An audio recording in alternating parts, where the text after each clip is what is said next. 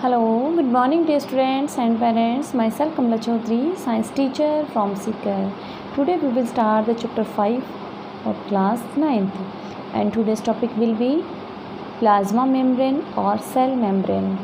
आज हम स्टडी करेंगे जो सेल होती है, सेल की जो मेम्ब्रेन होती है जिसको हम कह सकते हैं प्लाज्मा मेम्ब्रेन या सेल मेम्ब्रेन, तो उसके बारे में हम स्टडी करेंगे। हम अपने प्रीवियस क्लासेस के अंदर डिस्कस किया था कि जो सेल होती है, सेल के जो आउटर मोस्ट कवरिंग होता है उसको हम क्या कहते हैं, सेल मेम्ब्रेन या प्लाज्मा मेम्ब्रेन कह सकते हैं, जो अपन को क्या है सेपरेट करती है कहाँ से, एक्सटर्नल एनवायरनमेंट से।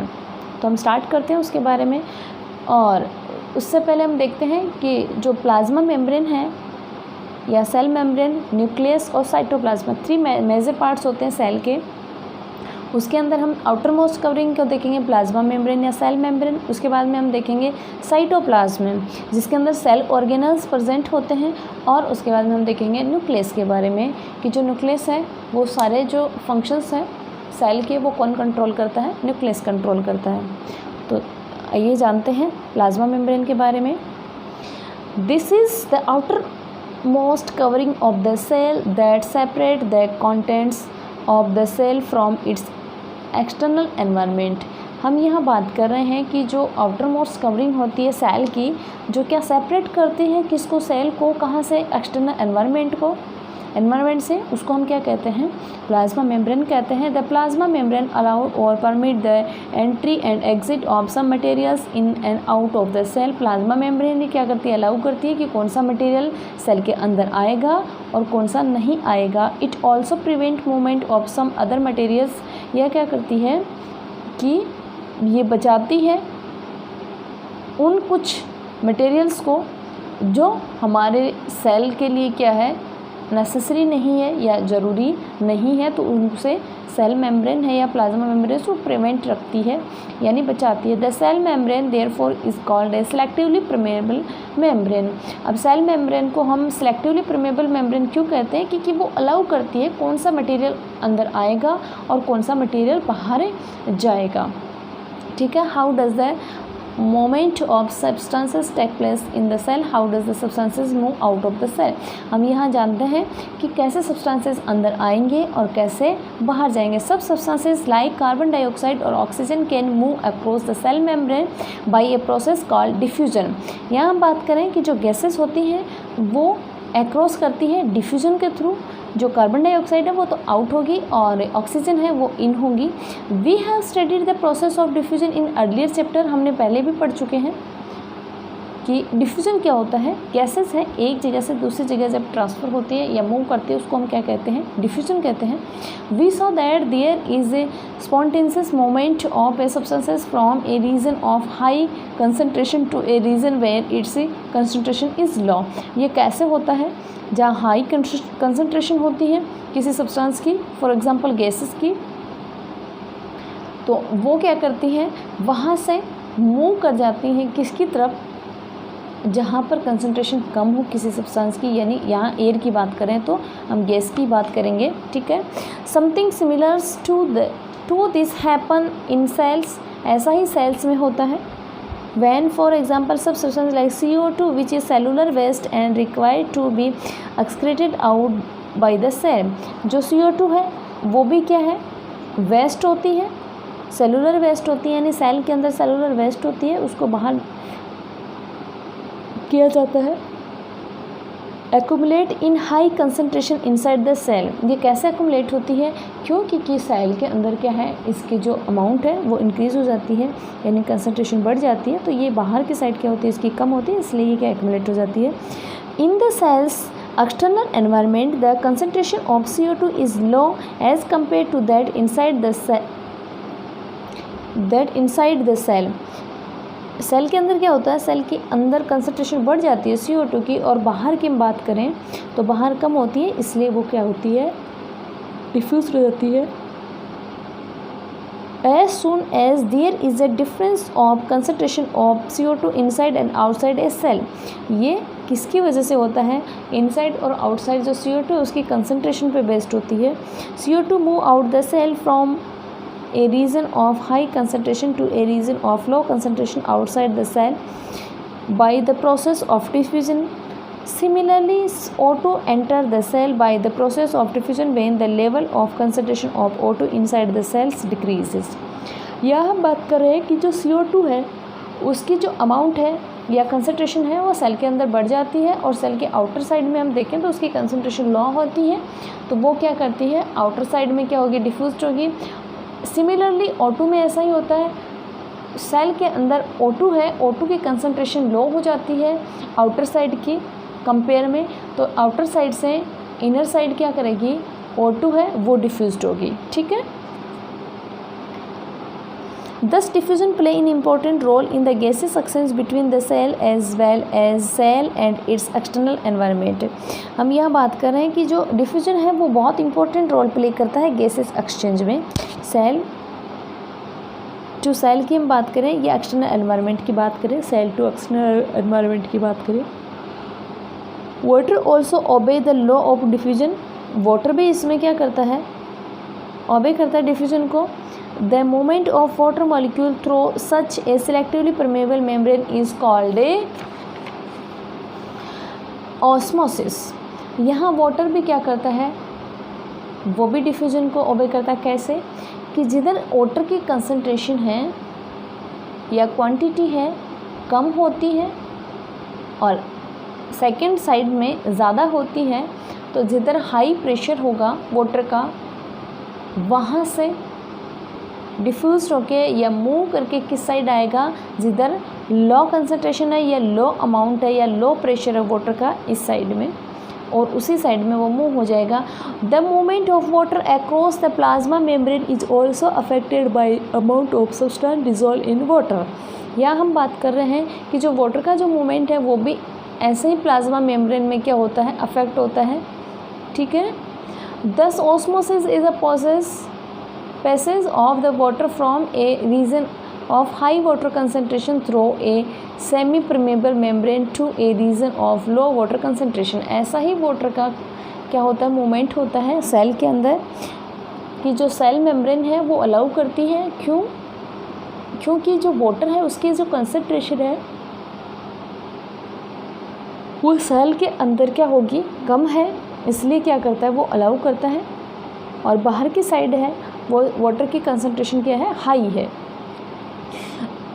What will happen if we put a animal cell or a plant cell into a solution of sugar or salt in water? क्या होगा जब हम एनिमल सेल और प्लांट सेल की हम एक सॉल्यूशन में रखेंगे जिसमें या तो शुगर हो या सॉल्ट हो, तो हम देखते हैं क्या होता है उसके अंदर.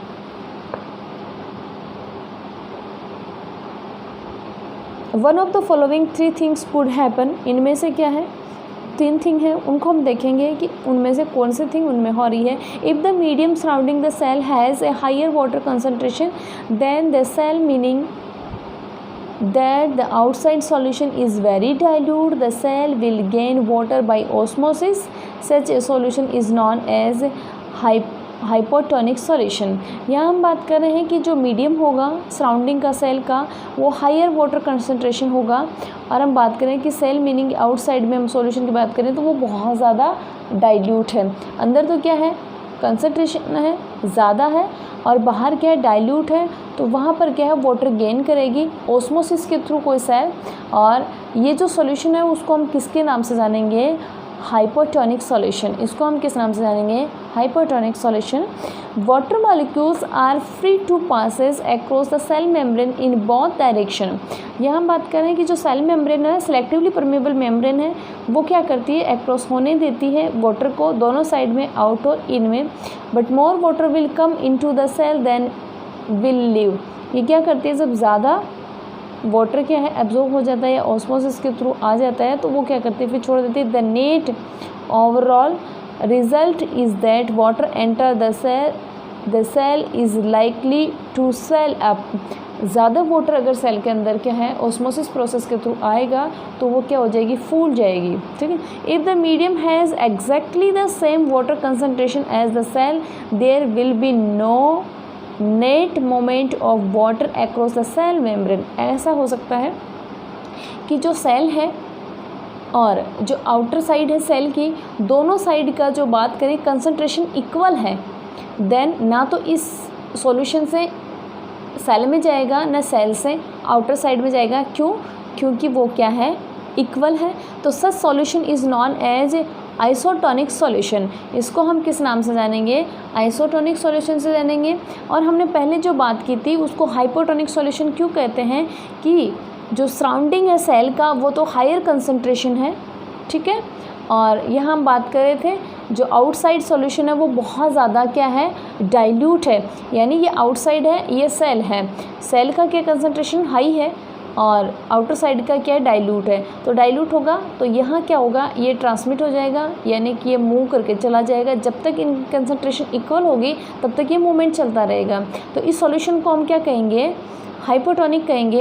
या इन दोनों की जो कंसंट्रेशन है वो इक्वल है, देन इसको हम क्या कहेंगे, आइसोटोनिक सॉल्यूशन कहेंगे।